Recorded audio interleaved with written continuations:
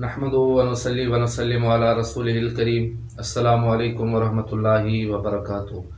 राय इस्लाम में तमाम दोस्तन की खुशामदीद ऐं भलीकार।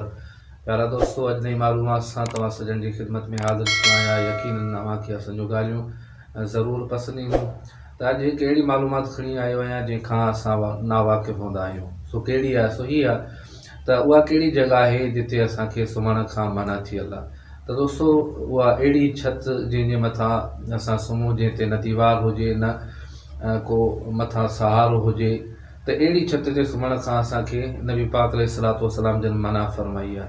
त प्यारा दोस्तों, अहिड़ियूं ॻाल्हियूं जिन खां असांखे हुज़ूर अलैहिस्सलातु वस्सलाम जन रोकियो आहे ऐं शरीयत मुतहरा असांखे मना फरमाए थी, या इस्लाम में उन शइ जी इजाज़त न आहे त असां उनखां रुकिजी वञूं, परहेज़ करियूं, छो जो असांजे लाइ उन में नुक़सानु हूंदो आहे।